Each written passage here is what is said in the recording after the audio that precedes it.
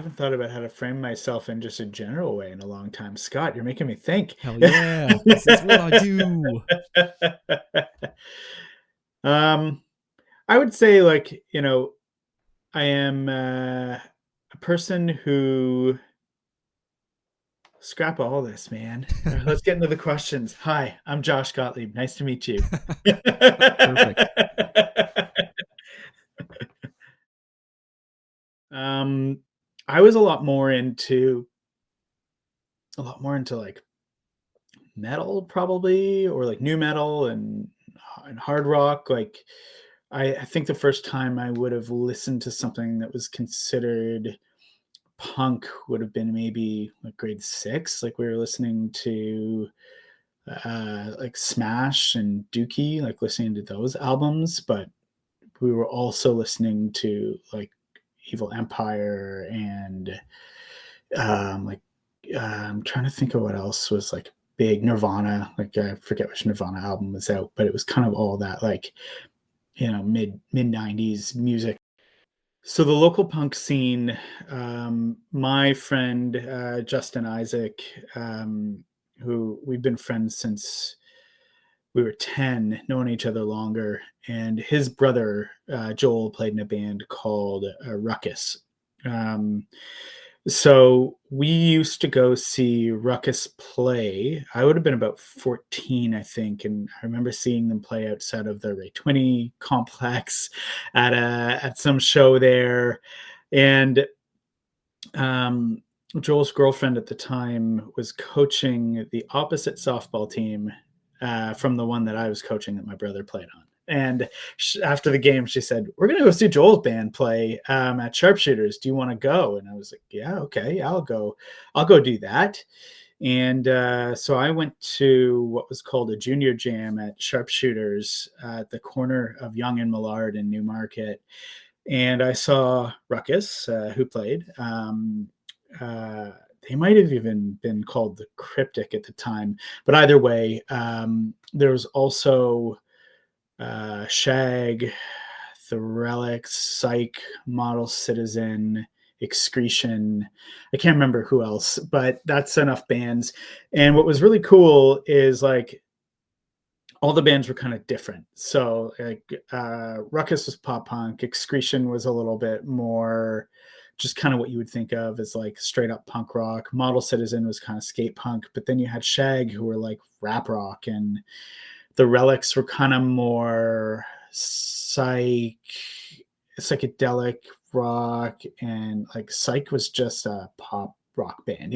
So you had all this kind of intersection of different music. It was all young people because it was called the Junior Jam, and it was run by the dads of like two of the guys in Excretion. And like at the time, I think the members of Excretion ranged in age from like 14 to 11. So it was super cool to see this thing happening. And that was the first local show that I ever went to ever. So I went to that show, and then in I met up with some people and started going like in grade 10, I think, to more shows. So there was a show that happened. There were a few shows that happened at the Aurora Bowl that my friend, who became my friend, we weren't friends at the time, but Ryan Webb ran.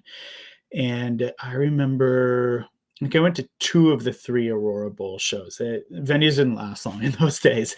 And the first one I saw Maryland's Vitamins play, and I was like, "Oh, this band is really cool." And like the music is like the songs are shorter, like metal songs are really long, Yeah. and then the songs are shorter. And then like some of the bands that I had seen on that first Aurora Bowl show wound up playing again the next time that I went, and I was like, "Oh, these bands come more often. Like if I like them, I can see them more regularly."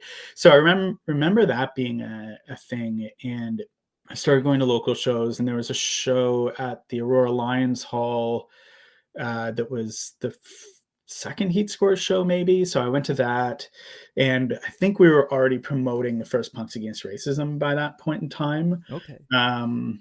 but probably just before. So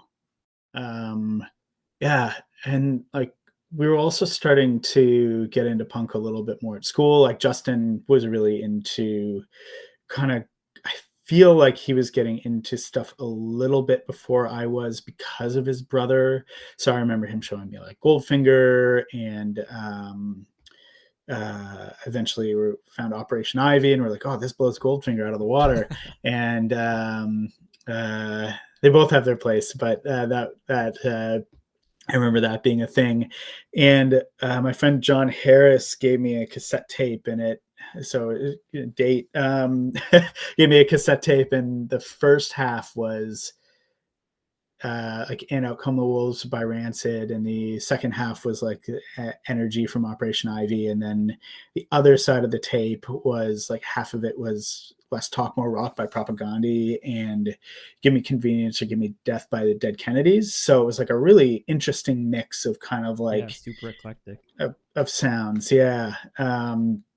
And I remember that being like my first punk tape that like I kind of identified with. How did the music as well as the scene influence you socially and politically?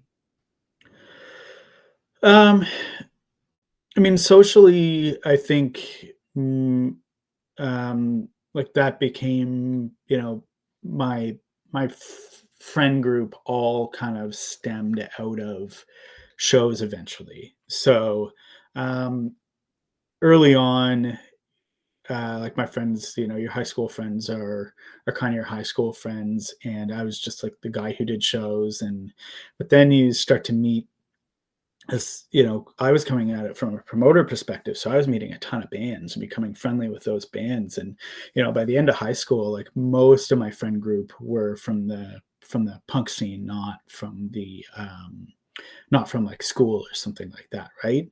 And like to the point where every weekend all of the kind of bands that were friends and their friends were just getting together, and you'd see anywhere between 20 to 30 people at someone's house every weekend, just kind of hanging out if there wasn't a show. So I think like my social group really came out of the scene at one point, and some of those people are still like, close friends. Most of my close friends come out of that scene, if they're not from like earlier life, um, and I don't know that like really influenced me politically in a lot of ways, other than to be kind of like a little bit more aware. Yeah. They're always like political punk bands, and activist bands that are mixed in amongst the punk scene. And so um my I think like being more aware, but like I've also always, had my own brain, right? So when we did Punks Against Racism, originally, we had been donating to a group, um, that we later learned, I think by the third year, a friend of mine that I was playing a band with was like, these guys, part of the money that they earn, like even though they're going to do a lot of helpful things, supports munitions. And I was like, oh well, I don't want that, so we stopped donating to them, even though they were doing like a lot of work that we thought was great. We're like, this is not great work, in our opinion, so Yeah. we don't want to donate. Let's find something that's maybe supports a little closer to home, or has programs that can help people or whichever. So um, wound up donating for a long time to the War Amps Never Again program, because it was more about education as to why things like the Holocaust shouldn't happen again, right? And providing education as opposed to arms. There was a group around the time, called the Anti-Racist Action, and they also did a lot of good group, and they used to run like the Rock Against Racism events in Toronto and things like that. But they had a lot of messaging that was around justice then peace, and I didn't believe that there should be justice then peace. My feeling was more like we need to educate people, and I don't like the we're going to fist first and then teach later. And again, that wasn't their only thing, but it was still pretty upfront on a lot of their patches. And so I kind of decided that that wasn't the way that I wanted to take Punks Against Racism, that I really wanted it to come from more of an educational standpoint. Um, and I don't know that that necessarily came out of the punk scene. I think that's just, the way that I was raised. But yeah, but I think definitely the scene like helped me become more politically aware and maybe think a little bit about where my ideals lived.